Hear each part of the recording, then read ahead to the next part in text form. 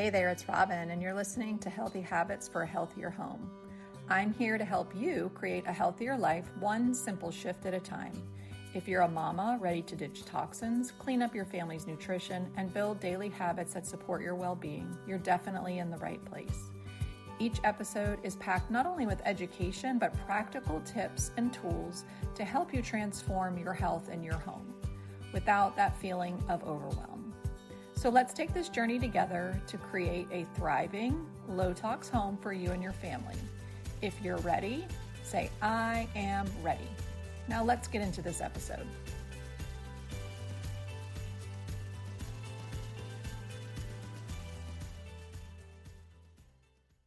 Hey y'all, welcome back. We have Nurse Nicole with us today. And I was just telling her, I was thinking today about the first time that I met her, which was last year, almost a year ago, on the Capitol stairs in Tallahassee. We were there going around and we were advocating for different things. I was there for actually food dyes. She was there more for vaccine injured from the COVID vaccine.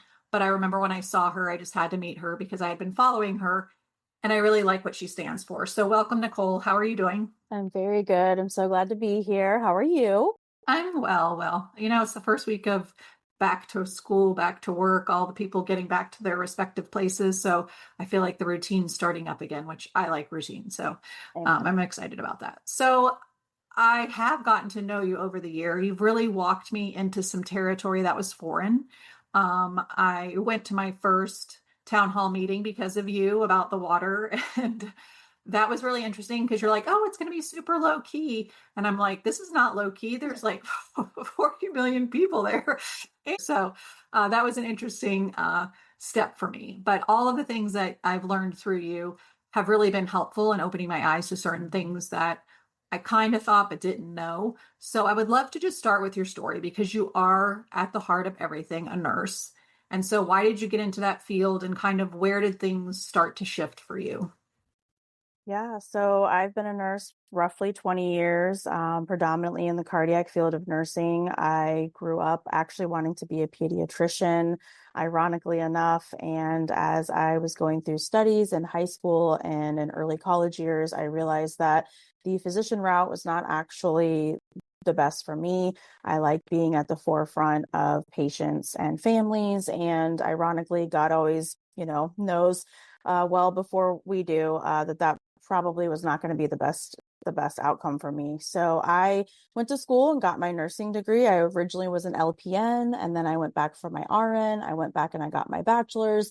And then during the pandemic, I went and got my certified legal nurse consultant, which is a certification to help on the legal aspect of healthcare. And so really for me, I've always had this ability to connect with individuals, really kind of get on their level and be able to be empathetic and guide individuals to understand information that may be a little hard to digest at times. And I've always pride myself on being neutral and being able to give information that the patient and family can make the best decision for themselves. Ultimately, I have very strong feelings about things that we'll probably get into, but at the end of the day, I took an oath to do no harm in healthcare, and we are patient advocates and educators.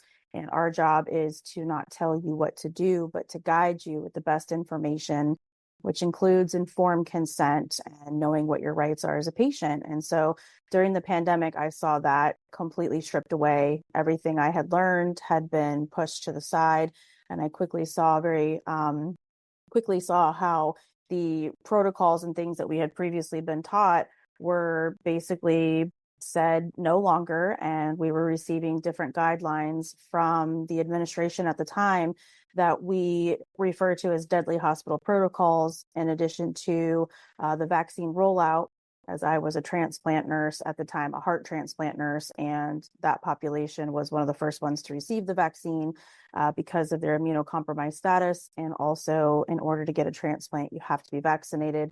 And at that time in Florida, that did include the COVID-19 vaccine. When I saw what was happening to those patients and how the protocols were being implemented and causing more harm than good, I decided to come forward and speak on a local and state level to let them know what I was seeing and trying to sound the alarm that there was harm being done and, what are we going to do about it? And unfortunately, at that time, I was gaslit, mocked, coerced. I received death threats. There were a lot of things that were thrown my way because anybody speaking out in healthcare was basically a sitting target. So since then, I've now dedicated myself to continue at a local and state level to make sure Floridians have the right to choose when it comes to medical freedom. And that includes when we were going and speaking for 6 months straight about fluoride and removing that out of the water, in addition to the COVID-19 vaccine mandates. And currently this year, our focus is ending all vaccine mandates in the state of Florida. So that was a lot. And so I want to just kind of go back because there's so many little things I want to touch on. First of all, um, to be a nurse, I've not been a nurse, but to be a nurse and be on the receiving end of a nurse, I find it extremely heartwarming to hear you say that you want to give patients all of the information. Right. And I've been in hospital settings a lot. I'm a caregiver to my mom and I was a caregiver to my dad. And the unbelievable fighting that I had to do constantly being in there and telling them what was happening and not accepting, it's extremely draining. And it's also frightening because I don't have a background in that, but I knew right from wrong. I knew that Right. my mom couldn't make decisions. And I didn't understand even during COVID, there was a couple of times where she had to go in and, I kept having to really repeat myself that I am her voice. She does not have the voice any longer to speak and make decisions for herself. So you cannot talk to her about these things because she's Right. going to say something to you, but she's not competent enough to make Right. those decisions. So that was every time I feel like we went to the hospital, there was always something like eye opening. So to hear you say that, not only I'm sure you're an amazing nurse, but having that bedside manner of really advocating for the patient. In my experience, I've had probably 3 or 4 nurses in all the years that I've been in and out with my parents.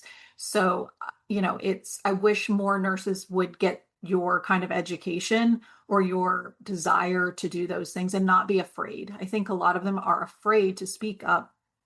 And I want to go back because you said you got a certification in, tell me again, what was that? A certification in like the legal? Certified legal nurse consultant. Okay, This is so you can help people what? What with that certification, what there's does that a allow you to do?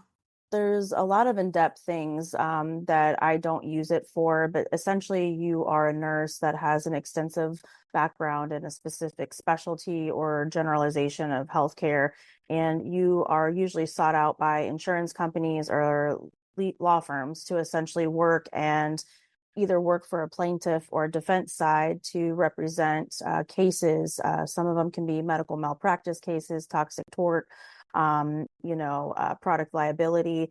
And I have chosen at this point not to go into the legal side with law firms, if you will, but instead using my background to help teach people just what you're saying. The fact that gone are the days where a lot of people in healthcare have empathy for many reasons and lack a lot of the knowledge and intelligence on what it means to not always toe the line when it comes to the standardization of care. Just because somebody says it's right for someone does not mean it's right for all. And where there is risk, there must be choice. And so the certified legal nurse consultant background helps me teach individuals what it's like to have a medical advocate at all times, to know what your rights are, to know about informed consent, to ask questions, and to know that no is a complete sentence, in addition to how you can navigate the broken healthcare system, whether it's at a doctor's office, an outpatient clinic, or a hospital setting.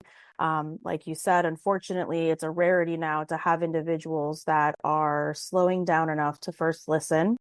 I always teach and tell people that the patient and family know themselves best, and we are there to guide. Just because a doctor comes in and says that this is something you're going to do does not mean that that's what we're going to do. However, multiple different generations will come forward and kind of present how they take information from a physician. And most of our elderly population does believe that the physicians are not meaning to do harm and that they know best. And unfortunately, A lot of times these things are ruled by guidelines and certain things that the physicians are required to do in order to receive compensation and or get the hospital reimbursement. And so what we call it is a standardization of care. But as we've learned, especially since the pandemic, it is not a one size fits all model. And especially when it comes to vaccines and certain things, we really have to tailor that care. And unfortunately, a lot of nurses are not taught this. They're not taught to question. They're not taught to involve the family as much because there's a lot of litigation. Unfortunately, we live in a very litigious society. So a lot of times people are very scared to speak up because they're afraid whether the patient or family is going to take offense. And then a lot of doctors have a hard time going outside of the protocols that they are taught. I would say that most of them do not mean to be the way they are because they are only taught a certain way. But as things progress in healthcare, it's no longer an excuse when we have lots of us coming forward and bringing these things to them to identify that you are a partner in collaboration and decision making. They don't just get to say anything and it goes.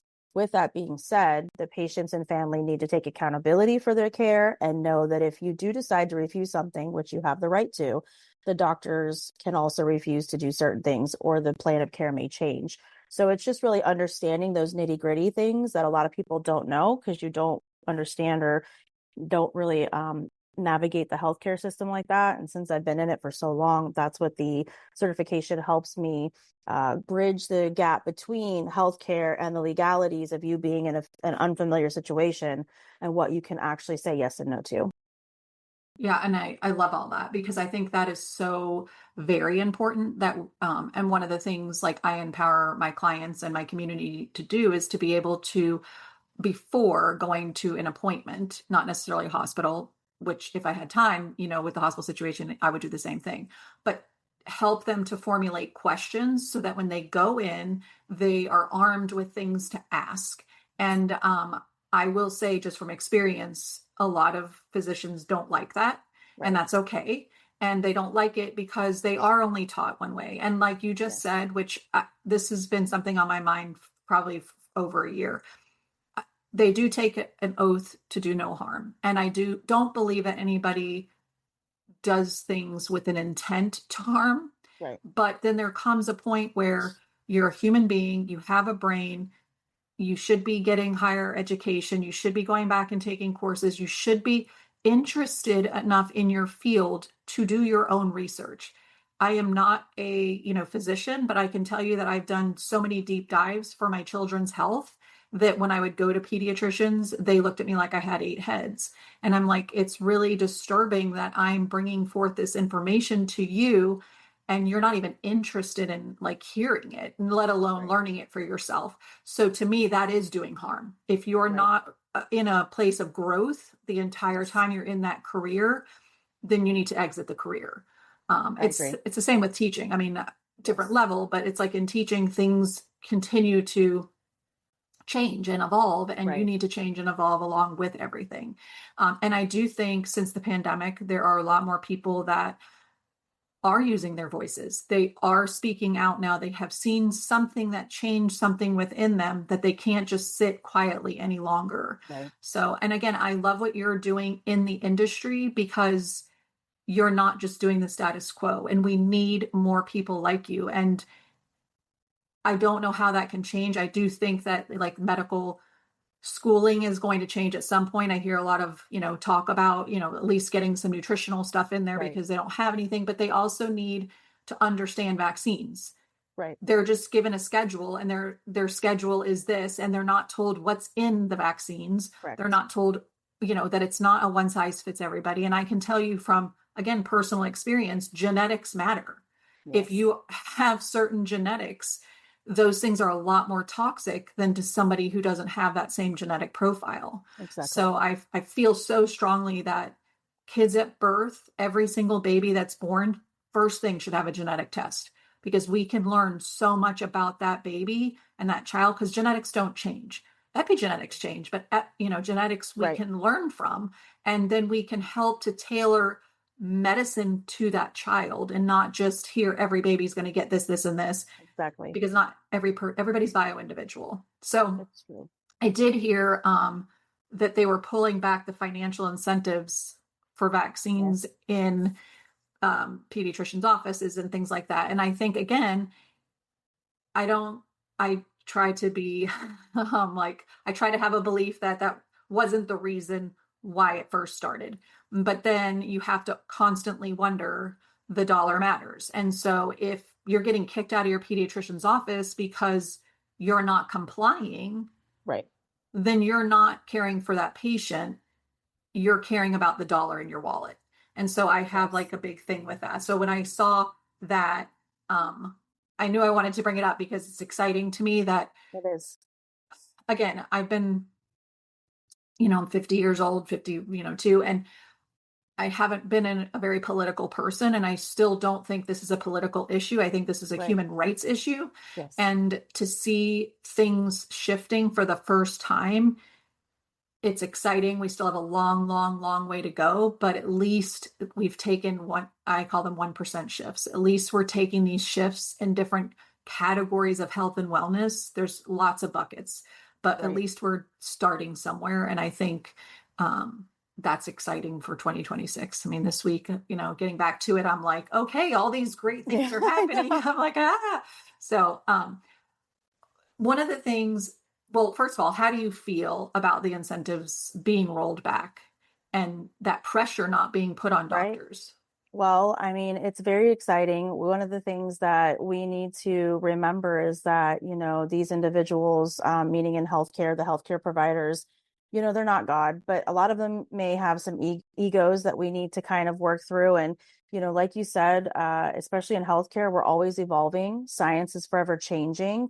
And that should not be threatening when individuals want to have a sit down conversation and try to deep dive a little bit more into what's going on. And that's what we tend to see.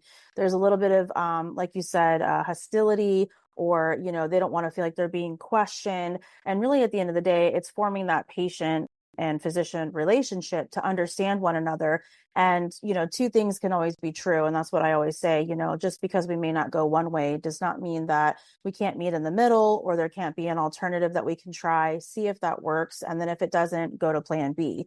And so hearing that we were rolling back that incentive, well, in the first place, should have never have happened. Like you said, I don't think, in the beginning that was the true intent. However, because of the way insurance companies are, and because of the, again, metrics that everybody's supposed to follow in healthcare, a lot of these physicians, for the listeners, must understand they're not really taught to think for themselves. They're only taught to follow protocols and the guidelines. They really have no other way to go outside of the box. And if they do, then there could be penalties. And this is why a lot of times they don't do it. So to know that the pediatricians have the opportunity to decline care to children, to me, is unethical. It Mhm. is something that we tried to address last session in Florida, where that was a bill that we were trying to place into law, that healthcare providers could not refuse care, because to me, that's a form of discrimination. And it was more specific to children who either didn't get vaccinated or maybe wanted a delayed schedule. And because it's a free market, unfortunately, providers can refuse. So hearing that the incentives are not in place should help. There's a lot of things that go with it. What I say that they're making a ton of money off of this? No, but it's enough to where it makes you question what exactly is the reasoning behind pushing the vaccines. They will always say public health, but as you and I both know, public health means different things. It does not just mean injecting someone's child with a vaccine with unknown toxins and the lack of informed consent. And, just briefly with the informed consent, which is something I'm very huge on, it is a right to the individual that and have a clear understanding of the risks, the benefits, the alternatives, the consequences, and basically having the ability to make a decision on if you want to move forward with something. And for those that may not know, when you receive vaccines, 9 times out of 10, you are not receiving full informed consent. You are being told that it's due on the child's schedule. This is what it's for. We're going to go ahead and give it. And if the child has a fever or doesn't feel well, go ahead and give Tylenol.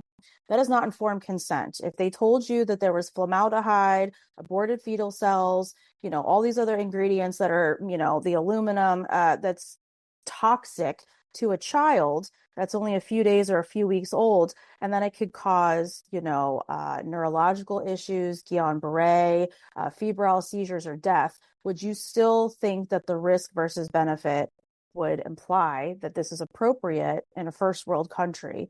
A lot of parents looking back will say no, that they would not have agreed to do that. And so this is why it's imperative that we promote informed consent and make it mandatory that every parent and adult who's going to be given a vaccine know all of the information at hand. And if you still feel comfortable and you feel that your risk versus benefit is there, that you are able to receive that vaccine with zero coercion, and understand that even with that, there is not a single person in the manufacturer, for the vaccine that is responsible for any poor outcomes.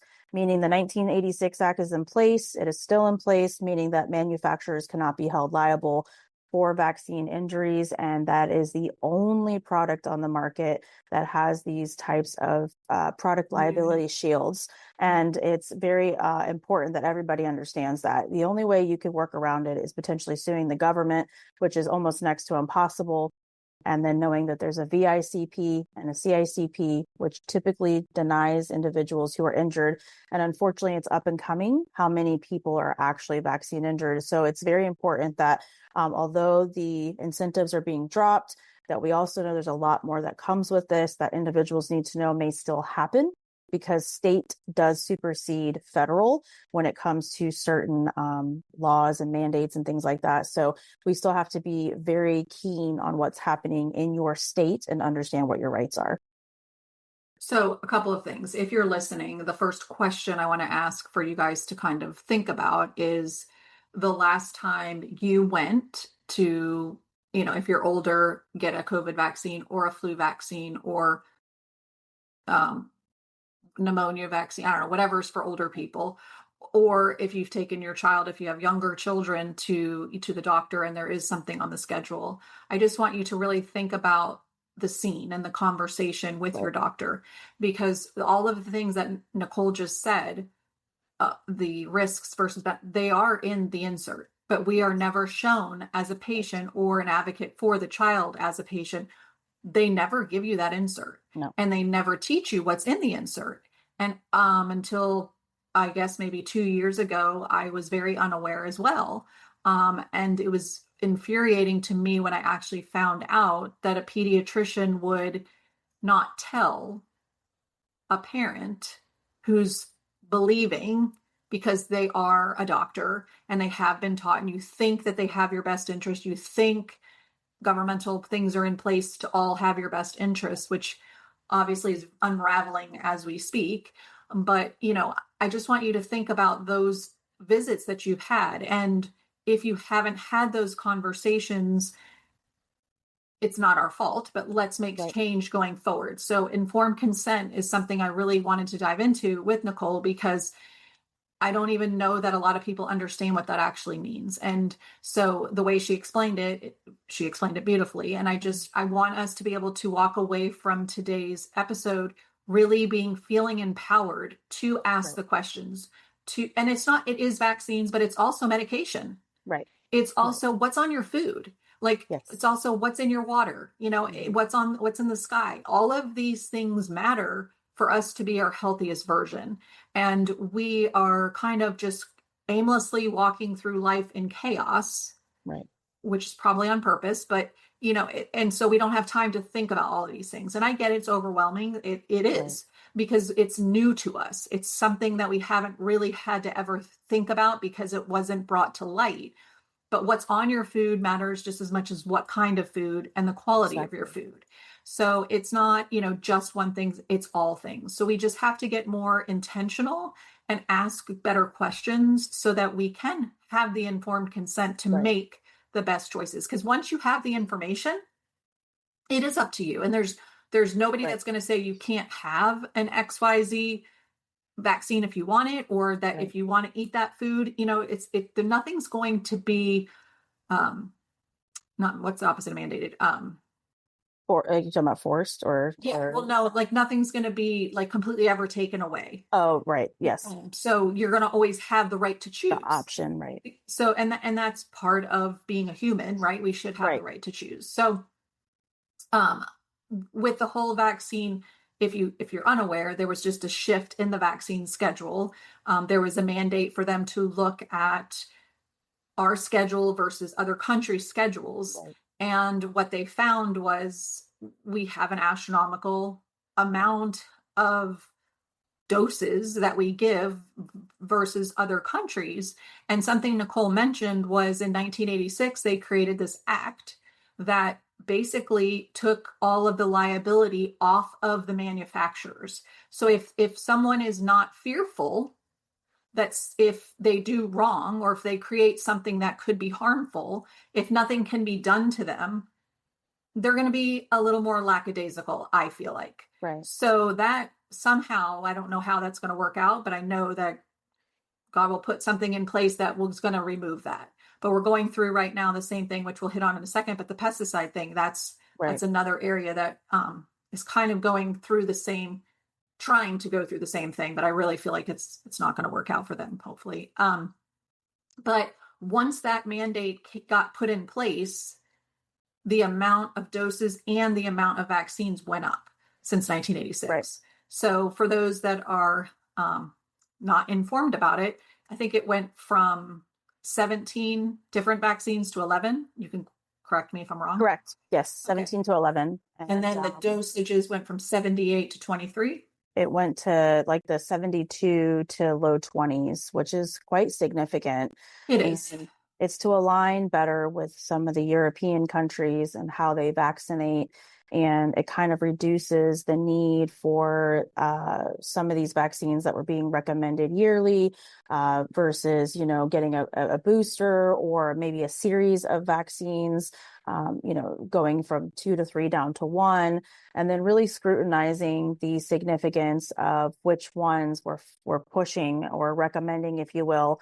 And, again, to the listeners, you can still vaccinate exactly how you want to.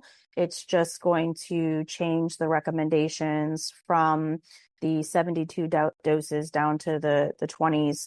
And, again, everything is a risk versus benefit. And so you really have to look at the schedule and see, for instance, with the hepatitis B vaccine, it never made sense to have a hepatitis B vaccine introduced to an infant that's maybe a few hours old if the mother was not a hepatitis B carrier.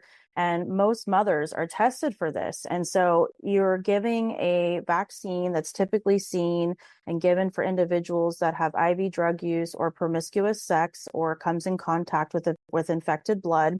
And you're giving this to an infant that has no reason to receive it necessarily based on the history of the mother. And statistics show that it is almost next to zero. You've heard a child contract hepatitis B. And so, as Robin was saying, we want to make sure that people understand that there's always accountability on what you decide to choose and understand that there are risks involved. And with that, how are you going to navigate the risk if something was to happen? So the informed consent is really important so that you understand not only like what you're receiving, why are you receiving it, what is it trying to protect you from? Is this something statistically speaking that you could have an issue with or adverse outcomes versus the actual information within the inserts that will tell you what studies have been done. And just to clarify, to date, which is one of the reasons why we have been screaming in the MAHA movement, and for decades now, that there's not a single study on the market that has a true placebo test done or blind double study, placebo testing of a vaccine with saline. We don't have it. It doesn't exist. The only trials that they've done are against other vaccines, which are not true placebo testing. And so you cannot say without a shadow of doubt, and why a lot of physicians are shielded from this immunity as well when they give these vaccines, because there's never been a test to show that you can give hepatitis B, MMR, the flu, all of these other ones together and that be safe. And when you have these things injected, you can't really tell exactly which one caused it. So that is another thing that we're calling for: transparency, making sure we have better testing done, safety signals done, and making sure that that information is not hidden behind paywalls and that you're able to see that as the consumer, if you will, to know, okay, is this appropriate for me or not?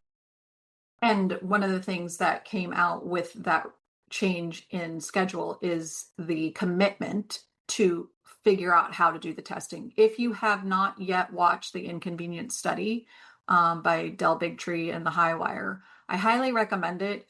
It doesn't try to like push a narrative one way or another. It really just is information and it's exposure of truth.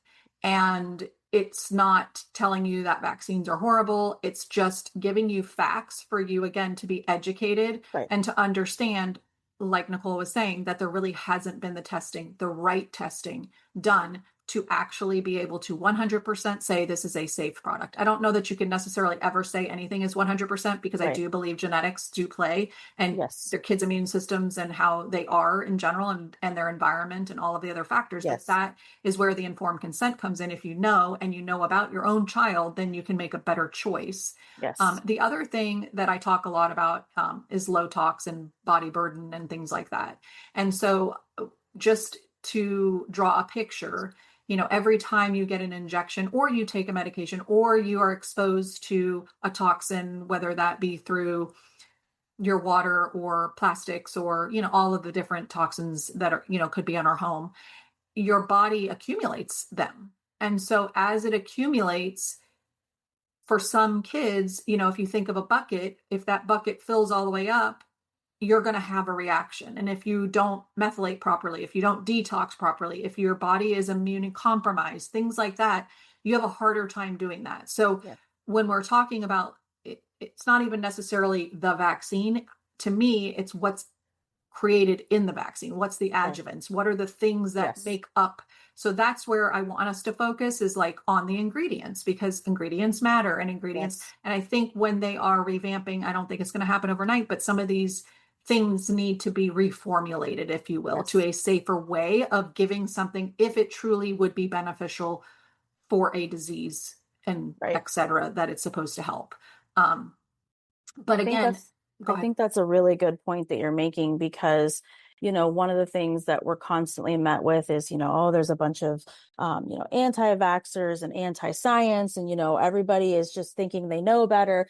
But the pandemic has a lot of silver linings to it, that although there was so much tragedy and darkness, there was a lot of light that came out of this. And it showed people a different side of a lot of things that had been going on that people just were not aware of. And so to that, I like to tell people, if you did not want to push all these people to such a drastic side to say that they're just anti everything now, then it should be a point of yours to want to better the processes and these, like you said, ingredients, and change it so that maybe this will open the eyes of others to trust science, to trust medicine again, and feel more comfortable leaning towards the vaccines, or like you said, other things that are going on. Because, and unfortunately, all of these things are affected: the soil, the water, the air, our food, what's being put in our bodies with the vaccines.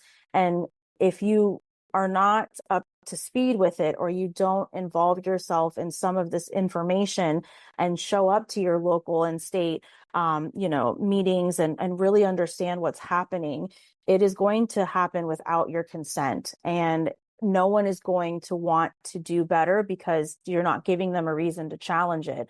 And so this is why it's so important that we're not necessarily saying you shouldn't do this or this is not a good idea. It's, we want you to care. We want you to show up. We want you to use your voice and feel empowered to see what's going on and say, hey, I have questions on this, and that's just where I stand. So let's start working towards bettering these products and these outcomes so that maybe you won't have so many people that are quote unquote anti-science, anti-vax. Yeah. And I think it's kind of at this point, ironic, comical, whatever you want to call it, like the anti. It's if you don't follow in line with whatever it is that's the protocol, then you're Right. anti everything. So, and Yes. I think again that is gross, and it Yes. takes away your right to think. It takes away, your right to make decisions for yourself and your family. Like, for children, the parent, is the advocate and the health everything Yes. until they are 18. And Right. still at 18, they're not adults. I can just assure you of that. Yes. So, but to take that right away from a parent and to tell me as a parent that this is going to happen or I'm going to be in trouble or I mean, that's very frightening, as a Yes. parent. There's a lot of things that need to change, but I'm excited for the steps we're taking. Florida, in particular, which we both live in, we're doing a good job at trying to take away some of the things to make people want to trust a little bit Right. more. And again, people their uh, counter to, like, if we don't mandate something, is no one's going to get it, and that's false, because if you That's look at false. other states, if you look at other countries, the numbers are not down because they Right. trust, because they're making decisions, because someone is showing them the Right. evidence and the facts that makes them believe and want to, and it's okay to do. And I think again, that's where we're needing to get to, because right now, after all that fiasco that happened, there's still a lot of people that do just blindly trust, and that's Right. okay. They'll get there in their time. I believe everybody comes into their own time in their Right. own time, depending on whatever their walk is. So I do want to talk a little bit because, when I first met you, one of the things you were talking about at um, the or not the White House, but at the Tallahassee, at the state capitol, Capital. was Cody's Law. Yes. So for a lot of people, and for myself as well, I did not understand or know the capacity of vaccine injuries that did take place during the pandemic timeframe. Yes. And it my first encounter was first through Bree Drexler. She was on one of Dressing. my calls, and I was really sad after the call because I really Yeah. just had absolutely no idea. And I'm like, if I have no idea, 90% of people have no idea. And the more Yes. I kind of started to get informed and learn about it, and then I ran into you, and then you guys were doing Cody's Law. So I just want to use that conversation, if you could. I want people to understand what has been taking place for Right. someone like Cody, because it's Absolutely. not good. Well, and so, again, I'm not necessarily anti-vax. I'm pro informed consent. And so I want people to understand that where this is drastically happening to more people than most would imagine, it's not going to happen to everybody. So I want to just make Mhm. that very clear. Cody is in his early 20s. His name is Cody Hudson. I met him and his mother early on in the pandemic. He was talked into getting the Pfizer vaccine by a family member who was high up in the medical field. He did have some coercion about it and wasn't quite sure at first he wanted to, but he did, and immediately had significant reactions. He is probably one of the most well-published vaccine injuries in the state of Florida and beyond. His information has traveled across the world, and that's due to his mother, Heather Hudson, who I work closely with to raise awareness on vaccine injuries actually exist.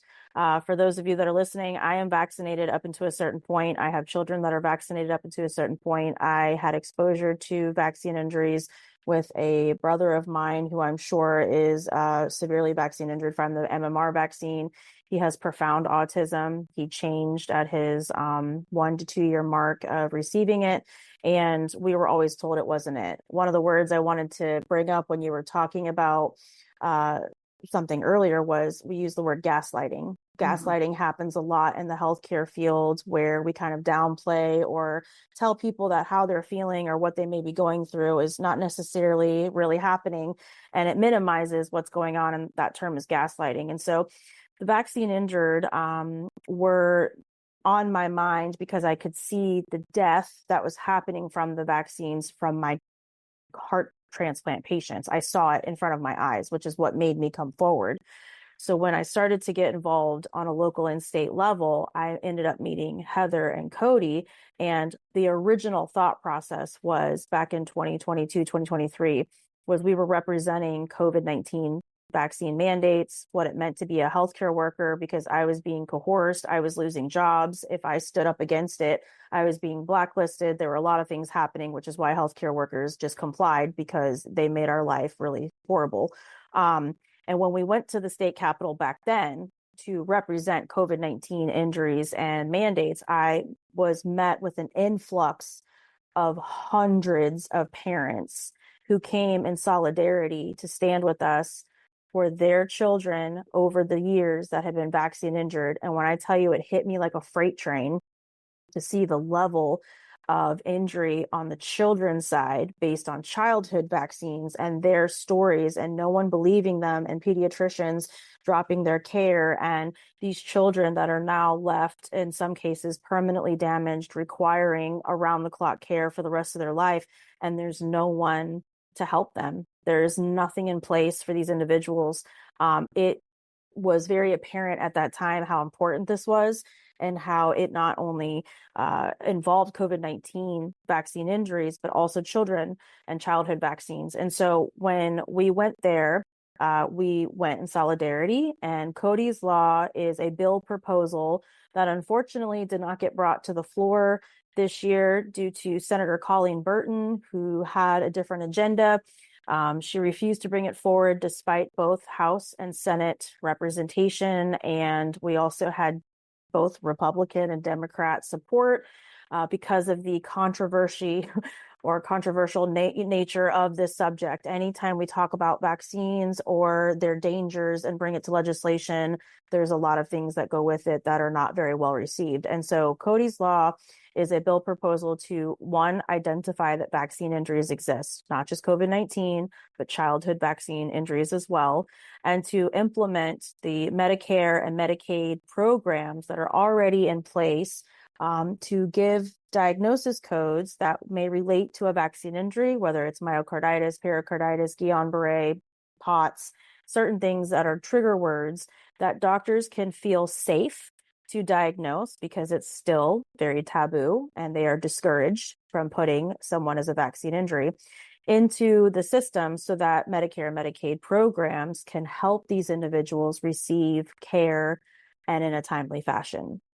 The state would not necessarily have to come out of any more money. It's already allotted in programs. It's just getting those individuals to qualify. Most of them, as I mentioned previously, the CICP and the VICP, for every vaccine that's given, a certain percentage goes into the vaccine injury program that 98% of people who apply are denied. So even though they're vaccine injured and it's documented, the federal court system can shoot it down, and a lot of times it does not go forward. So then they go to the CICP, which is a type of medical compensation program that a lot of them also get denied. So these people are hurt.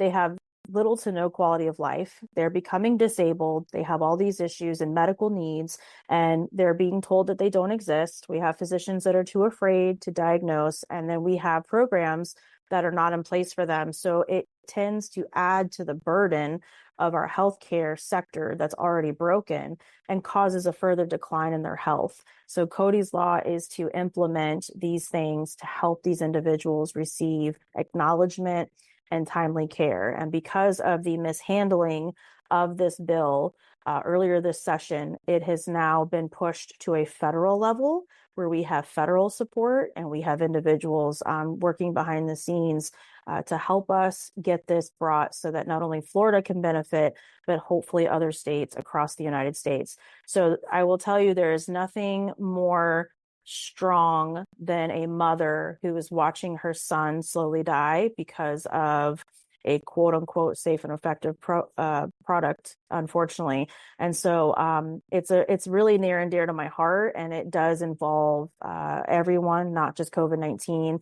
Vaccine injured individuals. And we also recognize those that are no longer with us, because part of working in the sector that I do, I have been met and faced with a lot of families who have lost their loved ones due to the COVID-19 vaccine, other vaccines, and the deadly hospital protocols. So we continue to get these individuals' names out there and try to make sure that people understand that they are real, not rare, and that we are trying to advocate so that they can have some sort of quality of life and be productive members of society. So, first of all, thank you for doing all of that because it's not easy. It's emotional. I'm sure wrecks you on a daily Yeah. with what you've seen and what you go through. You're extremely strong. And I know you're a fighter and a warrior and a Taurus. So I know that, you have it in you, but no matter how strong you are, things like this emotionally take people down. So make sure Yes. that you're giving yourself a lot of self-care and Amen. time and all of the things, because without that, you won't be your best version. Right. And um, so one of the things that really disturbed me about the Cody situation, which I'm sure it's not just Cody, I'm sure it's a lot of others. Not only is it the non-believing part of it, Yes. but there is, and you can correct me if I'm wrong, but there is a not protocol, but something that he could potentially get to try to help him, but it's extremely expensive. Yes. And he has no health care that can help him to Right. offset some of that cost. Yep. And to me, along with like the Brie Drexler, like Brie Dressen. Sorry. Yes. Um, what happened to that group of people that were, the volunteers that kind of came Yes. forward and that were promised help, if anything, was to Right. that to me in a first, it's just gross. Yes. And gross is, a very like, it's the only nice word I can kind of think of. Right. But it's disturbing Yes. that there could be something to potentially, especially like for him in his 20s, to try to rectify a little bit of his life so that he could at least have something, better. Right. And we're denying it. Why? So that's And a yeah. I mean, it's a very valid question, and so for those that are listening, there's a lot of animosity in this movement. There's a lot of heartbreak. There's a lot of anger. There's a lot of resentment. A lot of people that meet some of these very significantly vaccine injured individuals have a hard time taking these individuals, because when I tell you they've lost everything, they've lost everything. And without making it too deep, a lot of them are no longer with us because they Mhm. just cannot handle not having resources. They've lost jobs, they've lost friends. Nobody wants to deal with somebody who's sick all the time, and they don't feel like they have a purpose, and they're literally abandoned. And so a lot of times these individuals are trying to speak out, but are very sick, and can't really muster enough strength to do anything. And the government has abandoned them. Yeah. More government interference is never a good thing. And when these things were put in place as a mandate, people felt they had no other option. And again, there's so many reasons why someone may have taken a vaccine. And again, there's a lot of people that are like, well, they chose that's on them, they should have known better. We're not there at this point. As humanity, we need to be able to come together and understand, as much as that may be true, we cannot move forward if we keep focusing on why somebody did something. The outcome now is, I believe, millions, yes, I'm saying millions across the globe are vaccine injured, especially from the COVID-19 vaccine, especially since we don't have studies that show long-term effects. And we have roughly 5 to 9 million children in the United States that at least have had one COVID-19 vaccine, with zero studies to show what these outcomes will be. So to know that there is so much harm and adverse outcomes in these vaccines across the board, and that we have people so sick that are trying to get help. And like you said, there are things out there, but they're considered alternatives. They're not FDA approved. Most countries are trying different things that the United States is not. Cody had the opportunity to travel outside of the United States to Japan. There was an up and coming treatment. It costs, it's extremely expensive. And, when you have somebody that's vaccine injured to his level, he has a significant clotting disorder. His case is considered terminal. He cannot fly for long periods of time. He has to be moving, like he's high risk for blood clots. So even to get him over somewhere is a problem. And so we've looked at different things in different states and outside of the United States, but it's not just people. It's not just Cody, excuse me. There's so many people like Cody that are in the same boat and they're not able to get this treatment because it's so costly. And then the other side to this, and I hate to say it, but just putting it out there are people that take advantage of these people. And that's another reason why I come in the way that I do, because I protect these individuals when we represent them in certain situations that people are trying to take advantage of them for their stories and promising them things that they do not get, and then saying they're going to do fundraisers that never reach them. We're talking a whole other level of things that most people don't understand happen. So it's very complex, and it's unfortunate that we do have things that could help, but because insurance doesn't cover it, because the programs are not required to accept them, they go without. And when they go without, their conditions deteriorate. And one of my very good friends, Carolina Stansick, is one of the young military individuals who got the Moderna vaccine and significantly was injured. And now she is 24, 25 years old with a pacemaker because she was gaslit for years. The VA didn't address her concerns. She was too young. And they ended up having to admit in a memorandum in October of 2023 that the government forced these vaccines on her. And that is what caused her to have the heart attacks and the weakened heart muscle that caused her to also have POTS. And she passed out on a flight of cement stairs, injured her spine. When they found out she was passing out, they ended up putting a monitor on her. It took a few times. Her and I worked together. We had a plan. They'd finally put in a loop recorder and they captured that she was having 5+ second pauses, and immediately were like, "You're 24 years old, but you need to come in. We have to put in a pacemaker." People don't think this happens. They think this is absolutely insane. And I'm telling you, it happens every day and it's continuing to happen. And why it's so important that we're trying to avoid them going years without treatment and getting so much worse that now some of these individuals are beyond, it's to the point where it's almost palliative care. And it's just heartbreaking because we see a lot of things with MAID and different programs that are being put into place. And these individuals are being told there are no options. There's nothing to save you. So we have to do something as a society. And that's why we are trying to push Cody's Law as a start to help try to prevent this happening to others. Yeah. And for those listening, we're not telling you all of this to like draw a jury picture. Right. We're telling you this because we want you to be informed. Correct. We want you to really understand. Some people took it and they're completely fine. Right. Or they think they are.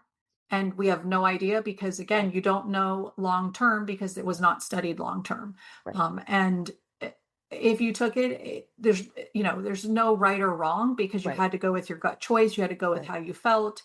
But we don't know what the long-term outcomes are. They're starting to, we're 5 years in at this point, 4 years, there are some studies coming out showing different things. So for you guys listening, I just want you to be informed.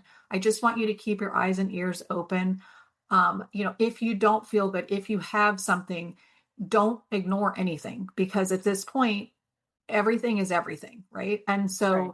the longer you go without, and again, the gaslighting will happen somewhat because people want to not deal with it, but also it's unbelievable, right? A 24-year-old shouldn't be having these things. So for that, again, we have to listen to our own intuition, and people Yes. in midlife get this. You go and you're like, I have all these things, and then you get tested and everything's fine. It's like, but Right. I'm not fine. Like something Right. doesn't feel right. So if you've been on that journey, that is similar. You have to really listen to your intuition. You have to understand what other people have gone through. Exactly. And it's not 5 people, it's a lot of people. And really, I guess I'm just saying, I'm asking just for you to pray for those people because that's Right. what we can do right now. And where you find a space that you can use your voice, every voice matters. Yes.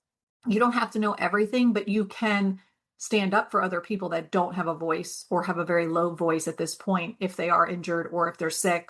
Um, could be within your family, it could be outside your Right. family. It doesn't really matter. We all have to come together as a society to continue through this. And even though we are so many years past and into other things, we cannot forget these Right. people that have had, severe injuries, and saying their name, talking about the person, Right. just learning about a handful of them and just praying for them. I think that's something that we can all walk away today at least doing. That's the Yes. minimum. But if you are somebody that has a gut instinct, get involved in your local and state. It is important.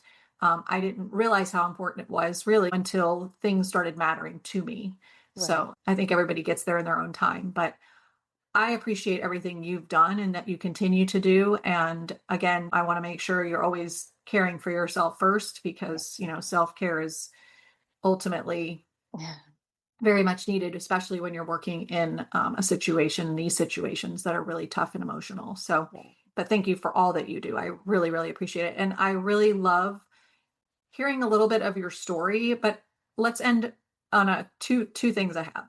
What's been your favorite moment in all of your years of nursing that has really stuck out to you as like the reason why you keep going? Oh, there's so many. God has blessed me. I always say it's a form of survivor's guilt because I've got to be here and see things when I know so many didn't. But one of the biggest things that happened to me probably in 2022, 2023, I was a travel nurse on the East Coast of Florida, and I had a patient who was end of life. Her family was not ready to hear that. The patient really wasn't aware as much. She had a lot of health issues, and I ended up having her 3 days in a row. And she was a spitfire. The patient was just adorable, but set in her ways. And she was just a matter of fact, and I loved it. And I got to meet her two daughters, and one of them, her name is Jennifer. She clung to me and she helped, and she was always involved and asked questions. And I find out at the time that she was in nursing school.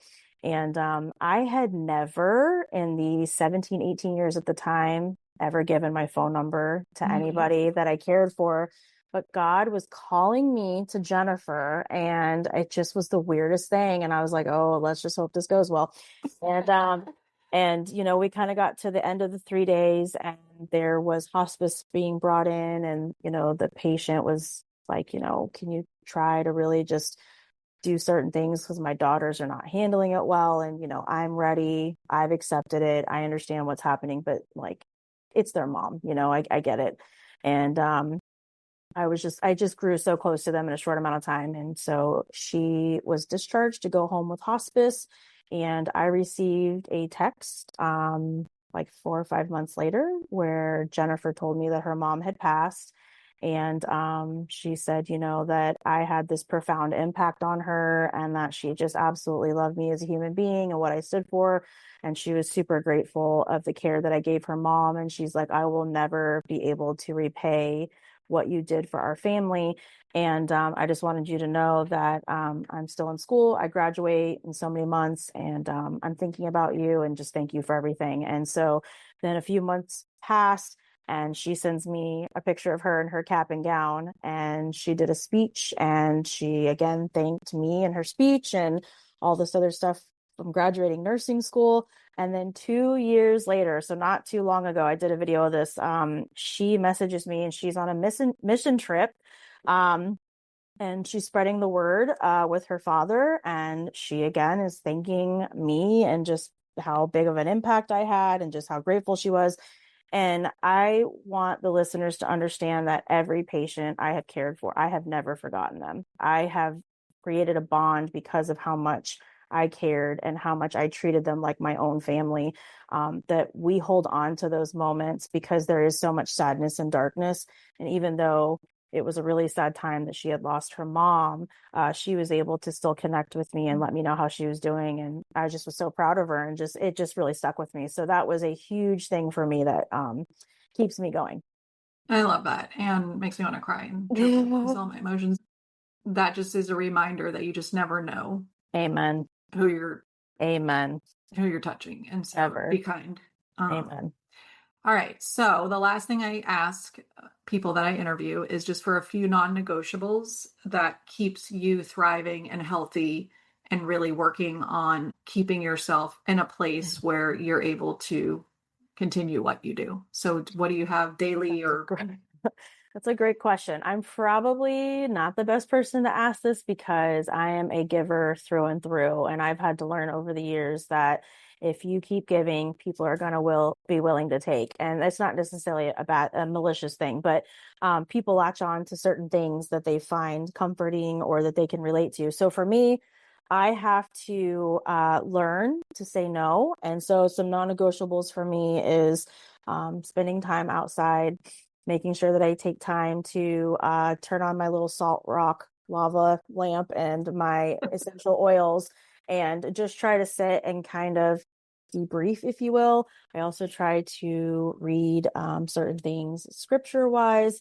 And I really have to remind myself that just showing up every day is really the best that I can do because in this movement, not everybody makes it. We can't save everybody. And I think that is one of the hardest things that I've had to accept that that's just part of life. But again, to continue in the line of work and say their name and make sure that their stories are told.